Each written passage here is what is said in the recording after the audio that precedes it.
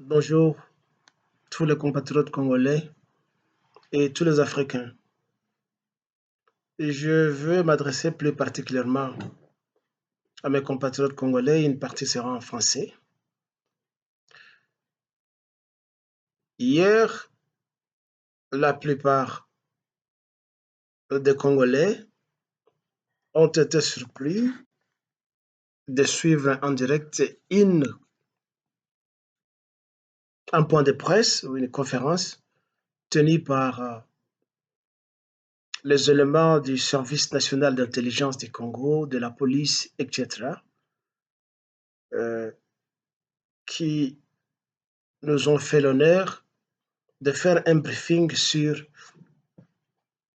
l'arrestation, je pense, de 4 ou 5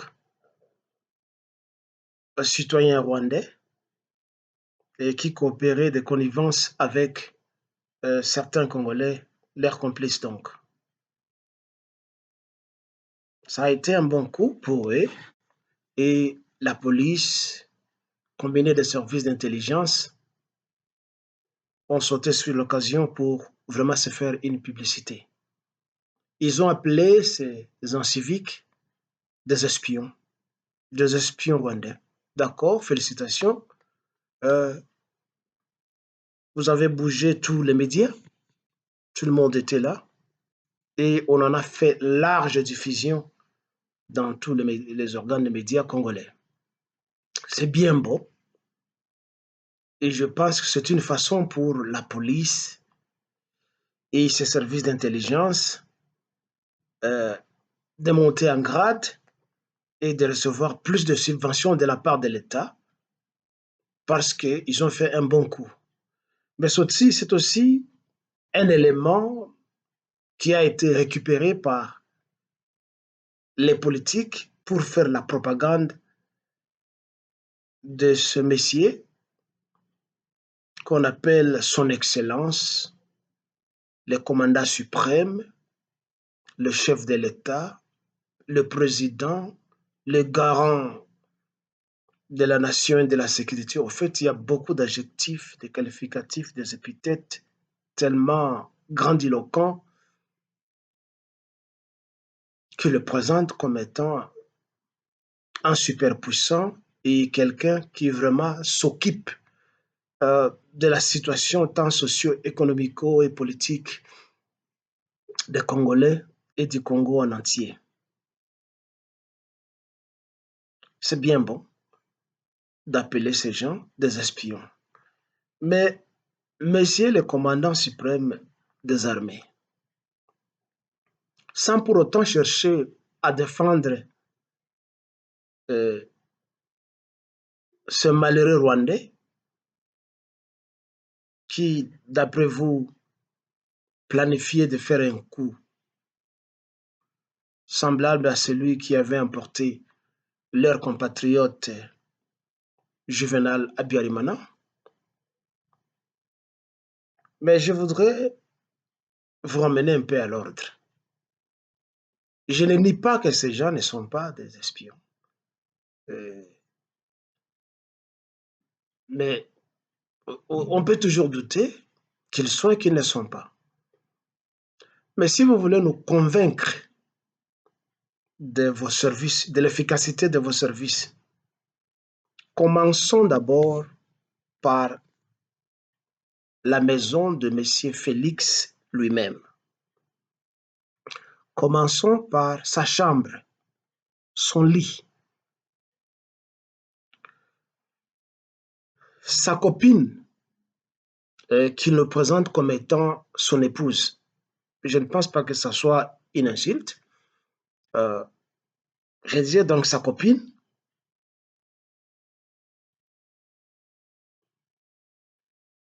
Comment peut-il justifier sa présence au Congo si elle n'est pas une espionne? Peut-elle justifier comment est-ce qu'elle a eu son titre de séjour pour devenir une Congolaise? Et il a suivi quelle procédure pour obtenir la nationalité congolaise? Nous tous, nous savons que Il est là au service du tyran Paul Kagame. Nous savons ça et nous savons que c'est lui qui est, enfin c'est elle qui est la présidente du Congo, c'est elle qui gère le Congo de connivence avec un gouvernement robot de ce frère rwandais qui la conseille. Entre autres, Azarias Ruberwa, Bizimana Karamuetu et tous les soi-disant ténors rwandais qui tiennent une présidence de façade derrière celui que vous appelez le combattant suprême, son Excellence Félix Tshilombo. C'est elle qui est la présidente. C'est elle qui est semblable à la tsarina de la Russie de l'époque qui régnait quand son mari était au front de guerre. C'est elle qui est la présidente. Mais elle est la présidente au même titre, elle porte ou elle mène des missions d'espionnage au même titre que ce pauvre Rwandais que vous venez d'arrêter. Si vous avez de l'efficacité dans votre service, pourquoi vous n'arrêtez pas cette femme? Elle est couverte de quelle immunité? Comment est-ce qu'elle a eu le passeport congolais, la nationalité congolaise, son titre de séjour au Congo, sans qu'elle ne soit inquiétée? Vos services de sécurité devraient d'abord enquêter sur son statut chez nous. Ça, c'est de un. De deux, qu'en est-il de tous les autres Rwandais qui sont au Congo? Nombreux parmi eux sont entrés illégalement et sont là illégalement et sont au service du Rwanda. Vous le retrouvez dans les ministères de tutelle, vous le trouvez dans les entreprises tant étatiques que para-étatiques, vous le trouvez dans les entreprises privées. Les Rwandais, les Burundais et les Ougandais sont partout. Un scandale venait de se produire il n'y a pas longtemps où quelqu'un qui travaillait au Congo en tant que directeur s'est retrouvé nommé ambassadeur du Rwanda en France. C'est pour moi qui l'ai dit, les photos sont là et les articles sont là dans les médias, dans les réseaux sociaux. Comment est-ce que la femme ou la copine de Félix est devenue congolaise? Un président qui nous l'avait présenté tout au début comme étant une mouche de Walungu. C'est Félix qui avait dit ça, il avait présenté. Il n'était pas acculé, il n'y a personne qui lui posait des questions, mais c'est lui-même qui décrivait, qui disait que sa femme, en guillemets, est mouchi. Pendant que la plupart des Congolais, à 90%, savent que cette femme est toute rwandaise. Oui, elle a vécu chez nous au Congo, à Kinshasa. Elle a eu même un enfant avec un Congolais. En Europe où elle vivait dans les milieux congolais. Sa sœur qui travaillait à l'ambassade du Congo à Londres est connue comme étant une Rwandaise. C'est cette même sœur qui a été nommée ambassadrice de la RDC au Ghana il n'y a pas longtemps. Son frère avait été nommé par M. Félix Tshilombo comme ambassadeur du Congo en Afrique du Sud, et vous connaissez la suite. Il a été chassé par un gouvernement responsable, le gouvernement sud-africain, après qu'ils aient mené des recherches et qu'ils aient découvert que le type est tout rwandais. Alors, comment vos services de sécurité, comment la police ne parvient pas à arrêter ces gens? Parce que ce sont des espions. Ils travaillent au bénéfice de Kagame et du Rwanda. De trois, c'est vous-même qui le dites, nous avons plus de 500, entre guillemets, officiers de haut rang du Rwanda et de l'Ouganda et des autres pays qui nous enquiquinent, le Burundi, qui sont au Congo. Je dis bien plus de 500 officiers militaires.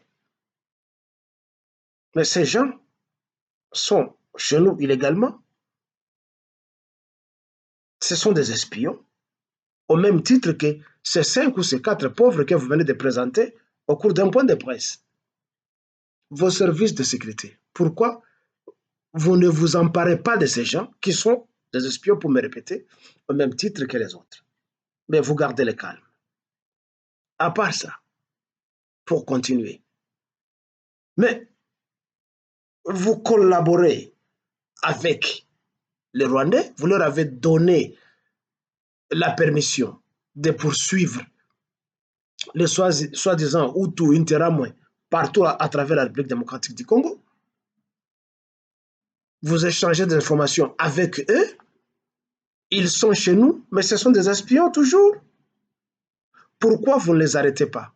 Je disais que je ne suis pas contre l'arrestation de ces gens. Il faut les arrêter parce que réellement, ce sont des ennemis. Outre ça, vous lancez un message de détresse à la population congolaise et de conscientisation en disant que la population se mobilise pour dénoncer, débusquer et appréhender tous les éléments suspects dans les quartiers partout où ils vivent. Que le chef de quartier sache qui vit où, qui vit à côté de tel, dans telle maison, dans telle maison. Mais vous vous moquez de cette population congolaise que vous avez appauvrie et que vous maintenez vraiment dans une population abjecte. La population congolaise a déjà fait ce qu'elle pouvait faire sans qu'on lui lance un mot d'ordre. À l'époque de Laurent Désiré Kabila, c'est cette même population qui s'est emparée des envahisseurs, les tuant, les brûlant, les jetant dans des rivières avoisinantes. C'est cette même population. C'est vous qui avez encore trahi la même population en accueillant les Tutsis qui étaient rentrés avec James Kabarebe pour venir réattaquer le Congo et vous vous êtes tués. Qu'est-ce que vous avez donné à cette population en retour? Récemment, la population quinoise s'est mise à débusquer ce même mercenaire rwandais dans des égouts, dans des caniveaux. Des Rwandais qui se déguisent en détraqués manteaux. Bon, ils arrêtent ces gens, ce que vous appelez des suspects, et ils les amènent à la police. Qu'est-ce que vous faites de ces Rwandais?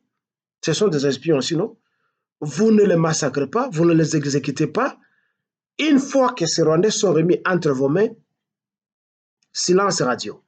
On ne dit plus rien. Il n'y a pas de procès public, il n'y a rien, rien.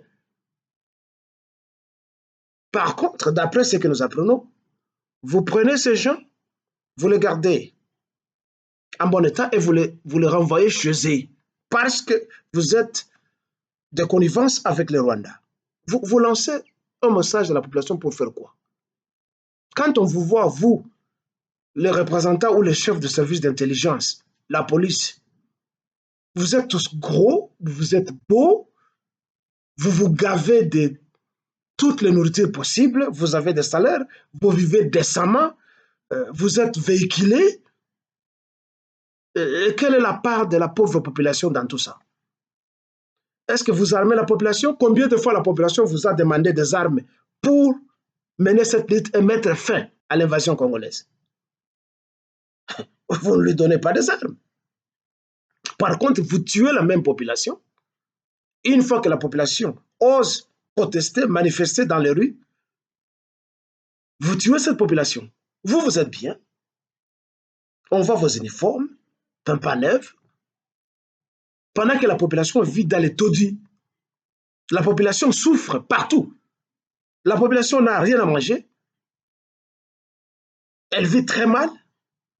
Et il n'y a pas longtemps, vous avez tous assisté à la grande tragédie des pluies diluviennes qui ont tué des centaines et des centaines de Congolais. Quelle est la récompense de la population? Vous voulez que la population vous soutienne. Mais c'est vous qui êtes corrompus, qui logez et sous-logez les mêmes espions. Quand Willy Ngoma, dénonce qu'il est depuis longtemps membre de l'IDPS et que Félix Tshilombo les avait invités et sous-logés aux frais du contribuable pendant 14 mois. Vous, les services de sécurité, qui vous présentez comme étant des patriotes et des nationalistes et des protecteurs de la société congolaise, vous n'avez pas été au courant que les Rwandais, les M23, étaient au Congo sur invitation de celui que vous appelez commandant suprême. Vous n'étiez pas au courant? Pourquoi vous n'avez pas arrêté ce que vous appelez, entre guillemets, les infiltrés? Écoutez, il faut cesser avec cette hypocrisie.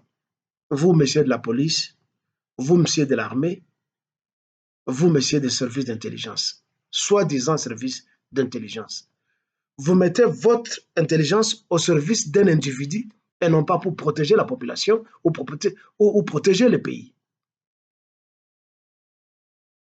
Vous citez des titres, des grades pompeux, grandiloquents pour essayer de frustrer la population. Président de la République, commandant suprême des armées. Quelles armées vous avez? Garant de la nation. Tout ça, des flatteries. Comme d'habitude, vous êtes habitués à la flatterie. Vous n'étiez pas là quand le commandant suprême des armées avait invité d'autres espions rwandais et les soulagé pendant 14 mois. Il ne nie pas ces accusations ou ces révélations.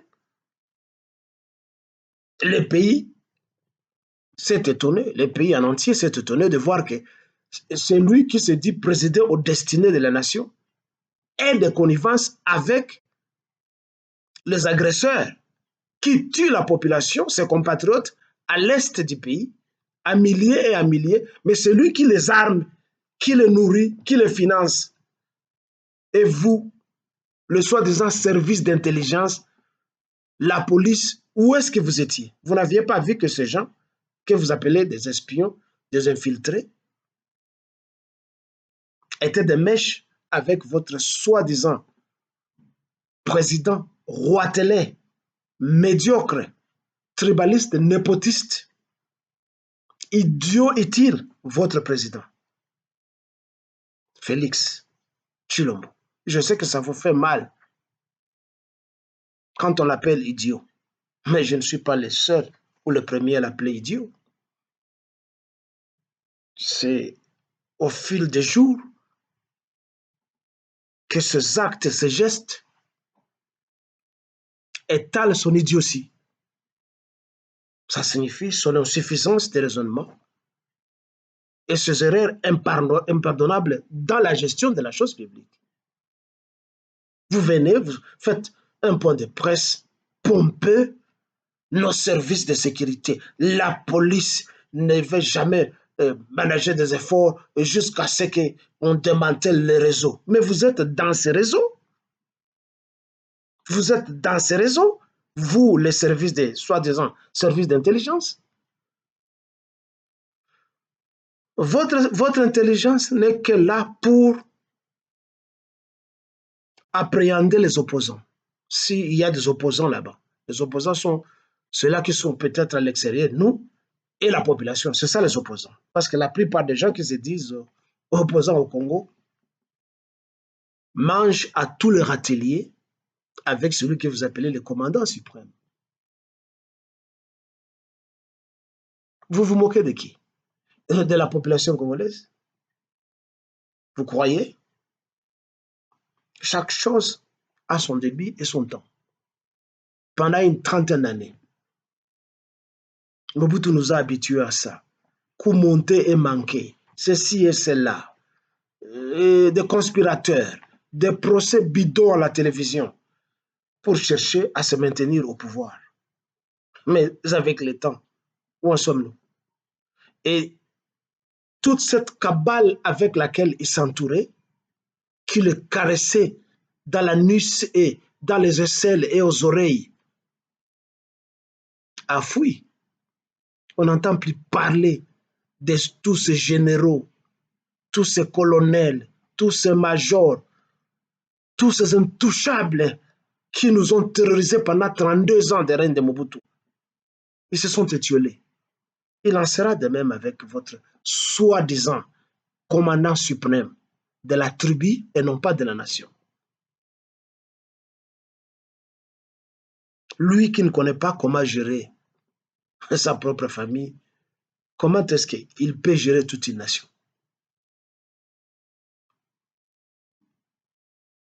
Au lieu de protéger les intérêts de la nation, du pays, lui se lance dans le népotisme. On n'est pas contre qu'il soit entouré par ses frères comme étant ses gardes du corps, c'est normal. On ne peut s'entourer qu'avec des gens en qui on a confiance. Il n'y a pas de mal en ça parce que Mobutu le faisait avec toute sa DSP. C'était tous des Bangwandi qui parlaient la même langue, soit recrutés en Centrafrique et d'autres qui se trouvaient à l'Équateur. Ça, on comprend. Mais lorsqu'il s'agit de la distribution de la richesse nationale, c'est tout le monde qui doit avoir sa petite part, si petite soit-elle, et non pas amasser tout et garder ça pour soi-même et sa famille. Alors, on est président, on est père de la nation ou mère de la nation en quoi? Quand on devient égoïste, comme celui que vous appelez combattant suprême, son excellence. Mais il est excellent en quoi? Dites-nous. Parce que chez nous, nous récitons tout à la perroquet. Les députés, leurs excellences. Les sénateurs, leurs excellences. Les ministres, leurs excellences. Les présidents, n'en parlons même pas. Son excellence. C'est un logiciel qui est dans nos têtes et dans la bouche. C'est comme un disque. Chaque fois qu'on les joue, ça joue la même chose, la même chanson. Les journalistes, n'importe qui passe devant les médias, il qualifie ce que je viens de citer du président au dernier soldat, leurs excellences. Son Excellence, le président de la République, mais c'est toute une phrase, bien qu'il n'y a pas de verbe, une phrase de qualificatif. Écoutez ceci. Son Excellence, Monsieur le Président de la République, combattant suprême, chef des armées, etc. Je ne peux pas citer tous les qualificatifs. Hein. Ça a une longueur kilométrique. Tout ça pour chercher à créer l'image d'un médiocre, d'un incompétent, pour qu'il puisse débourser de l'argent et donner à ceux-là qui, à chaque saison, chantent des chansons comme une cigale. Vous n'avez pas honte. Service de sécurité, la police nationale. Une police qui est scindée en 2, en 3, en 4, en 7. Il y a des bataillons qui reçoivent des subventions, des salaires, des primes et des augmentations, pendant que le reste vivent dans des taudis et n'ont rien. Leurs salaires ne sont pas payés. Des colonels qui vont au coin, en ligne, pour attendre un poulet ou la moitié d'un poulet pour nourrir sa famille. C'est dans quel pays vous avez vu ça? Vous vivez dans des camps militaires délabrés, alors qu'ailleurs au monde, les militaires, les policiers sont comme tous citoyens, ils ont droit à un crédit bancaire pour s'acheter une villa, une maison. Ça n'empêche pas qu'il aille passer son temps dans les camps militaires ou sur une base militaire, mais il a droit à un crédit bancaire au lieu de les garder dans des camps comme des prisonniers. Et quel camp militaire? Des camps que les colons ont laissés depuis 1800, depuis 1700, où il n'y a pas d'eau potable, il n'y a pas d'électricité, où 2, 3 couples se partagent une maison d'une chambre et d'un salon avec des marmots d'enfants et la promiscuité est en activité. Et au lieu de vous révolter, vous continuez à appeler celui-là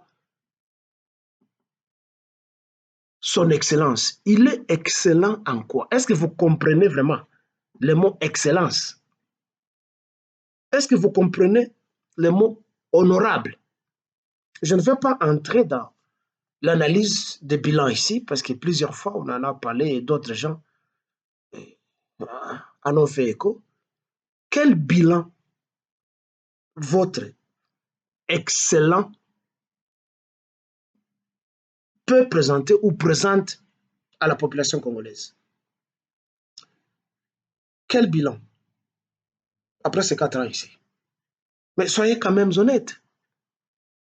Et je pense que s'il y a des éditeurs de livres au Congo, il est temps qu'ils se précipitent pour publier un livre de promesses qu'on intitulera Les promesses de Félix Tshisekedi, les promesses fallacieuses de Félix Tshilombo. Partout où il passe, il donne des promesses. Partout. Ce sont des promesses. Et il n'a pas honte de mentir, ce monsieur. Partout. Tout un chapelet. Un livre de mensonges, partout. Mais les gens s'attribuent, ces fanatiques, ces flatteurs qui croient qu'il sera éternel. Bon, ils passent dans des médias en train de défendre que non, mais il a fait ceci, il a fait cela. Qu'est-ce qu'il a fait? Il revient de la province de l'Équateur, où il fait une promesse à la population de cette pauvre province qu'il va leur construire une université de standard international. Tu vas commencer par la toiture au lieu de commencer par la fondation. Est-ce que ces gens, je ne néglige pas l'enseignement, l'éducation, parce que je suis un enseignant, est-ce que ces gens ont besoin de cette université là où il n'y a pas de route, là où il n'y a pas de services de santé, de services médicaux? C'est ça la base, c'est ça la fondation. Il n'y a pas de route. Les gens se promènent dans des sentiers comme des animaux depuis que le Congo est Congo. Et dire que ce n'est pas là où est né Mobutu. 32 ans, mais il n'a jamais construit une route dans sa province natale. It's a strange story. Hein? Et ce monsieur va se présenter après une tournée. Il va se présenter devant une population appauvrie. Que non, je veux vous construire une université. Mais dans sa propre province, lui, il n'y a même pas une école pendant ces 4 ans qu'il a été là-bas, qu'il a construit, même pas une crèche. Nous avons des photos des écoles de là. Nous avons des photos de la maison de son père, son père entre guillemets. C'est pas moi qui suis allé photographier ça, nous avons tout dans les réseaux sociaux. On dit bien la charité bien ordonnée commence par soi-même. Chez eux, même pas une crèche. Et à l'Équateur, pour cause électorale, il va mentir devant une population appauvrie qui va leur construire une université. Mais si tu es normal, il a fallu d'abord commencer par ouvrir des briqueteries de haut niveau dans toutes les provinces. Il n'y a pas que toi, Mobutu ne l'a pas fait. Hippolyte Kajambele ne l'a pas fait. Laurent Désiré Kabila n'avait pas fait. Bon, vous voulez construire le pays avec quoi? Vous n'avez même pas une sidérurgie. L'architecture moderne ne se supportait pas. Les bétons, le fer, les aluminiums, etc., etc. Est-ce que vous en avez? Alors que nous avons tous ces minéraux chez nous. Alors, toi, tu vas commencer par construire une province à partir de la toiture, alors que la fondation n'est pas là. Où sont les routes? Où sont les ponts? Les services de santé? Commencez par là d'abord. Messieurs 1000 promesses. Mais il faut quand même avoir honte. Tu es content d'être président de la République, tu es content d'être promené, d'être habillé en veste et à tout moment montrer des montres Rolex. Mais tu penses que les gens ont besoin de ça? On est en train de te tromper, monsieur. On est en train de te dévier. C'est comme ça que Mobutu a été dévié. Il avait des mauvais conseillers qui ne voyaient que leur ventre et leur famille au détriment de toute une nation. Et quand il y a eu attaque, beaucoup de soldats se sont retirés. Ils ont dit, la DSP, Mobutu était ministre, défendait la patrie. Où as-tu vu des policiers, des soldats qui manquent de bottines, qui manquent de tenues? Ils n'en ont pas. Mais ceux-là qui sont dans son cercle ont tout ça. Il en est de même avec toi, M. Félix. Tu reviens du chômage d'une trentaine d'années en Europe, tu ramasses tous les moineaux de chômeurs d'Europe, de chômeurs de vocation, tu les amènes au Congo, qui des ministres, qui des PDG, qui de ceci et cela, pour les récompenser de la façon dont vous étiez en train de détourner l'argent en Europe, voler les chèques d'autrui. Et parce que vous êtes des arrivistes, du coup, vous devenez des présidents. Once more, it's a strange story.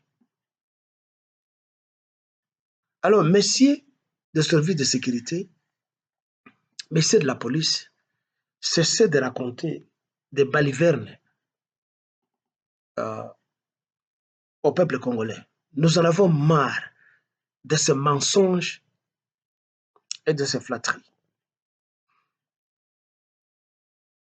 Je vous garantis et je vous avertis qu'avec le temps, nous, la population, nous allons vous appréhender, vous tous, et nous allons vous manger.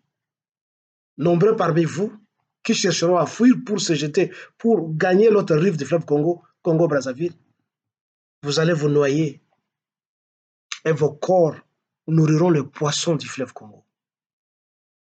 En deuxième point, je voudrais vous parler, en bref, d'un livre qu'un frère m'a envoyé en version PDF. Donc, ce n'est pas le livre original publié, mais il me l'a envoyé à travers l'Internet. Le livre s'intitule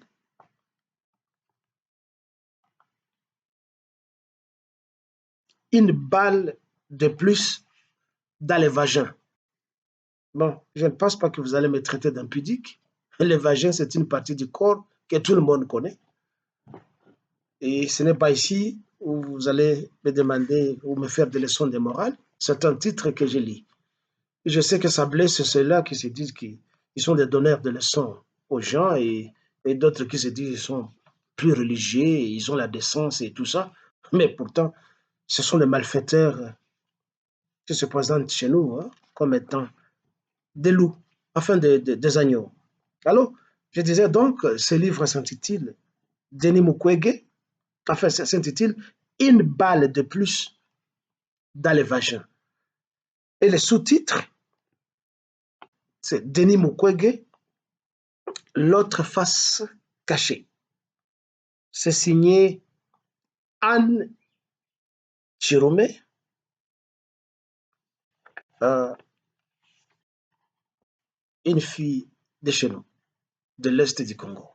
C'est elle qui a rédigé ce livre. Eh bien, le livre m'a été transmis avant-hier et hier, je l'ai lu nuitamment. Je suis presque à la fin ce matin.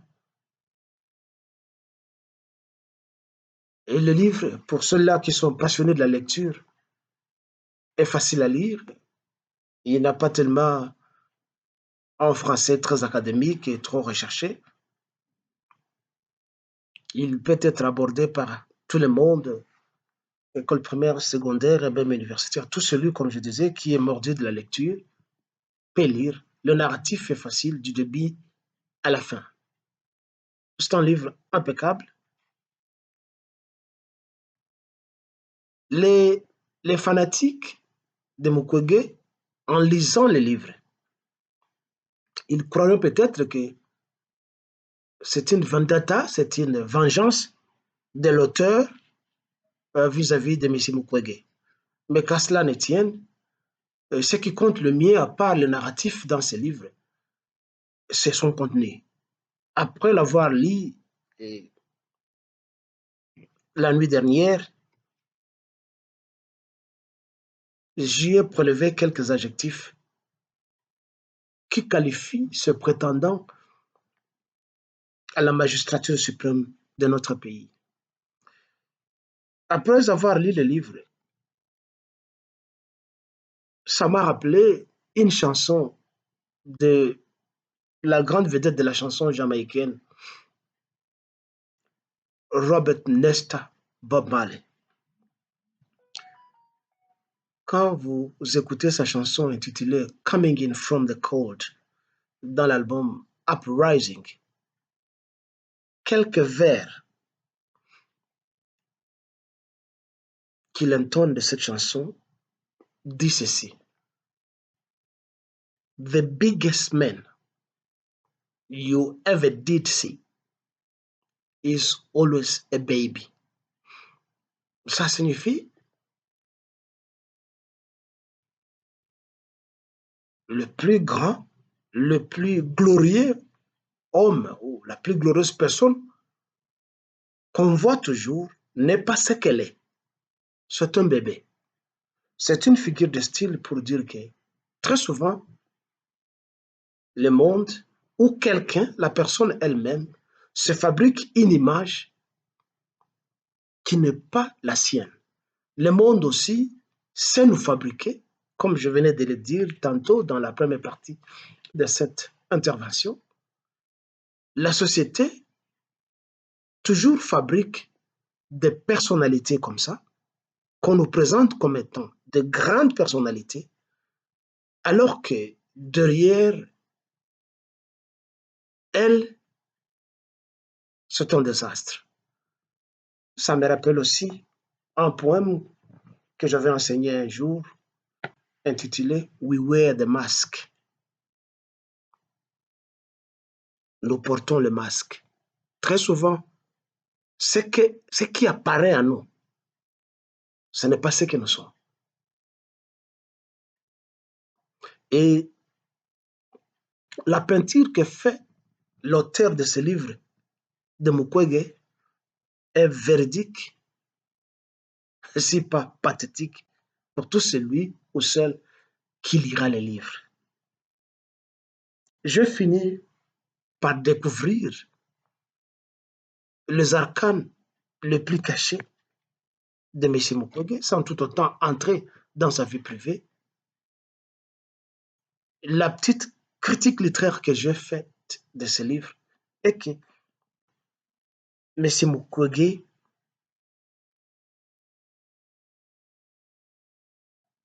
c'est un arrogant, c'est un hypocrite,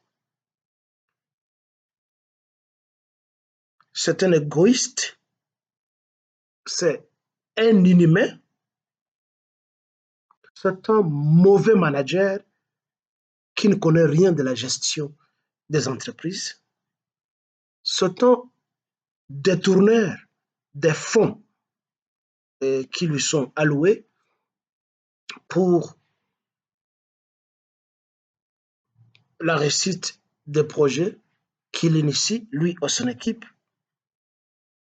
Il ne paye pas les salaires de ses employés et surtout, c'est un arnaqueur, c'est quelqu'un qui s'empare des projets des autres, qu'il vend ailleurs pour récupérer de l'argent là-bas et à ne pas payer les concepteurs de projets. C'est en quelque chose un vol ou un voleur, il est un voleur des propriétés intellectuelles de ses agents ou de ce travailleur. C'est quelqu'un qui ne veut pas collaborer avec ce travailleur et qui ne veut pas faire chemin ensemble avec les autres. C'est quelqu'un qui s'entoure avec une coterie familiale et place à côté de ses employés des mouchards, des informateurs qui doivent accuser faussement ceux-là avec qui il travaille. Il profite des cerveaux et des intelligences d'autres gens pour se faire de l'argent. Mais M. Mukwege est impliqué dans l'asservissement, la souffrance, la torture,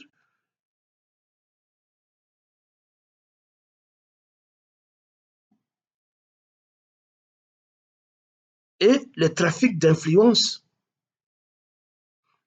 de ses agents. Il est, comme je le disais, un égoïste et un narcissique. C'est quelqu'un qui ne veut pas travailler avec les autres et il veut s'accaparer de toutes les tâches. En fait, c'est quelqu'un qui cumule les fonctions, mais surtout qui ne connaît rien en management. Il a reçu plus de 34 prix, faisant de lui une notoriété internationale. Cette communauté internationale lui a même donné l'argent pour ouvrir une station de radio à Bukavu qui ne fait que ses éloges. C'est quelqu'un qui a peur d'une intelligence à côté de lui et qui voudrait que tout le monde travaille pour sa gloire, seulement sa gloire. Et il ne veut pas distribuer les miettes de cette gloire à ceux-là qui ont contribué à devenir ce qu'il est ou à atteindre le niveau où il est. En fait, c'est une critique littéraire personnelle. Je dis que ce n'est pas moi qui ai écrit le livre, c'est ce que je prélevé de ce livre. Et je ne pense pas que l'auteur du livre est en train de mentir parce que quand vous ouvrez le livre, il y a un passé historique qu'on appelle en anglais a historical background de l'auteur, de l'écrivaine, que c'est quelqu'un dont le père fit ami, frère et collègue au père de M. Denis Mukwege. Ils ont été tous des pasteurs ordonnés et lui-même Mukwege, c'est un pasteur. Il connaît très bien, enfin elle connaît très bien Mukwege, sa famille et la famille, autant la famille Mukwege connaît très bien l'auteur et leur fait père. Donc je ne pense pas qu'il y ait une destruction de caractère de Mukwege. Ce qui est dit dedans, c'est une peinture véridique de ce qu'est Mukwege. Et je pense que Mukwege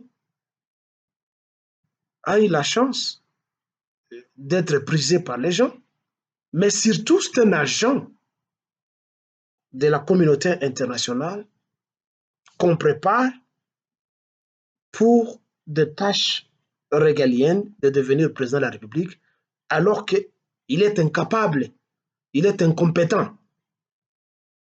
On ne lui nie pas sa science, comme on a trouvé une expression pour lui, c'est un réparateur de vagins, et je pense que ce mieux qu'il reste à ce niveau de réparer les vagins au lieu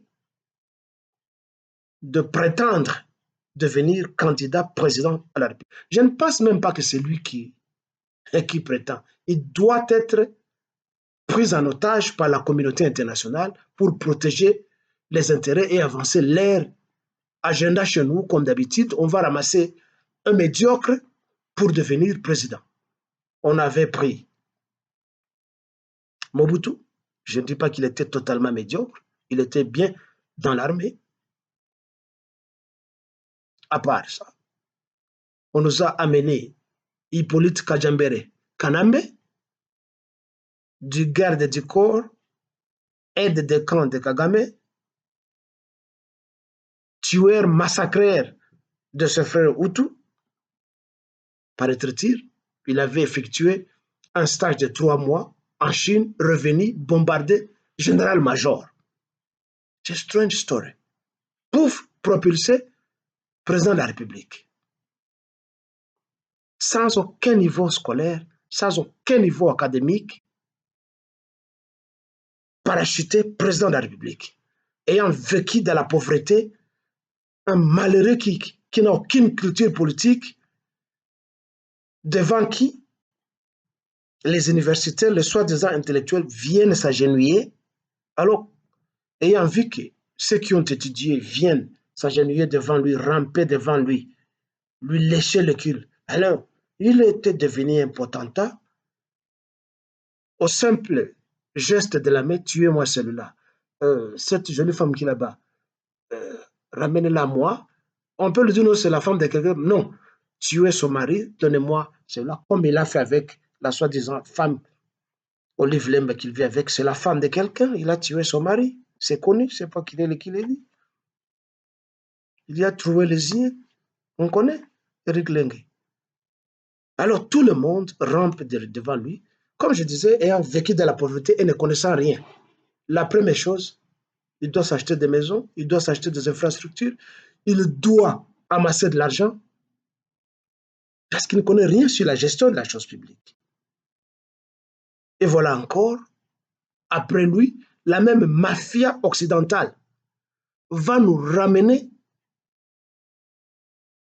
un idiot,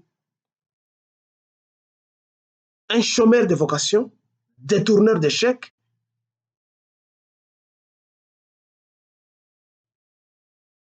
un semi-lettré. Il parle le français, c'est tout. Le français, c'est une langue. Il y a des Français qui parlent le français, qui n'ont jamais été à l'école, qui ne savent même pas écrire ce qu'ils disent. Alors, ça vient impressionner les gens.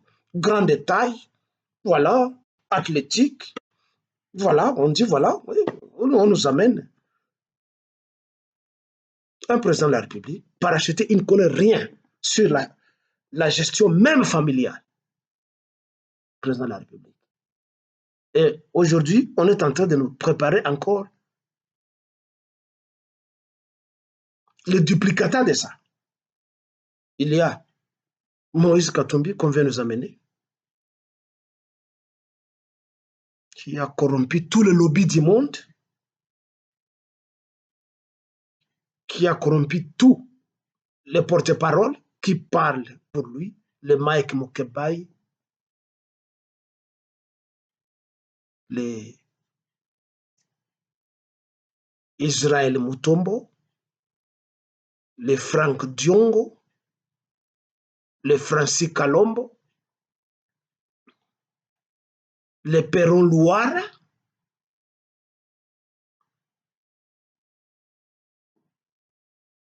etc. Les Kamitatu, des gens qui parlent pour lui, on essaye d'améliorer son image pour le présenter comme étant le bon gestionnaire. Quand il fut gouverneur de Katanga, il avait construit un pont en béton, le premier et l'unique béton au Congo. Il a ouvert un système de péage à Kasumbalesa. Il a empêché les vols, le transport de minerais congolais à l'étranger, mais pourtant c'est le contraire de ce qu'il a fait. Qui a volé les minéraux et qui vole les minéraux de Congo? C'est Moïse. Qui a mis par terre la Gécamine? Il fait partie des auteurs de ceux-là qui ont liquidé la Gécamine. Qui a tué la Société congolaise des chemins de fer?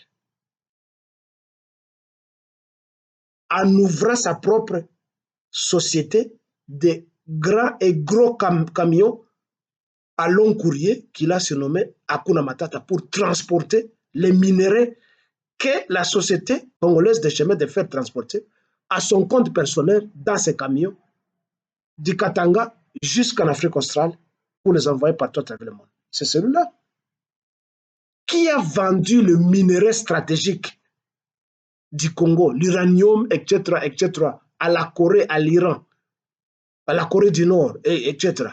C'est lui. Qui est impliqué dans la mort de plusieurs Congolais? C'est lui. Mais on fait du plastrage pour que le mur soit présenté comme étant beau, alors que ce mur a des trous derrière.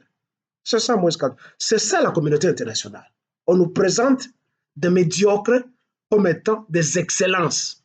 Excellence Félix Tshisekedi Tshilombo. Excellence Moïse Katumbi. Excellence ceci et cela. Excellence, excellence Joseph Kabange, je ne sais pas quoi, Kafioto, et tout ce que vous pouvez appeler, etc., etc. C'est ça la communauté internationale. Ici, à nous, les Congolais, de nous soulever et de réclamer et de défendre ce qui nous revient, ce qui nous appartient. N'ayons plus peur de la communauté internationale parce qu'elle est mafieuse, elle ne nous aime pas, elle est contre nous. Cessez d'être des flatteurs, des incompétents, des violeurs de femmes, des complices comme Mukwege. Mukwege, les titres ici, te va bien. Une balle de plus dans le vagin. Et il serait mieux qu'on dise une balle de plus dans ton pénis. Ceci émane de moi. Vib. Jemadar Vib Kirkilel. Pour le Congo de Lumumba. De Kassavobu. De Kimpavita. De Kimbangu. De martyrs congolais. Et de tous les Congolais qui luttent pour que la nation congolaise soit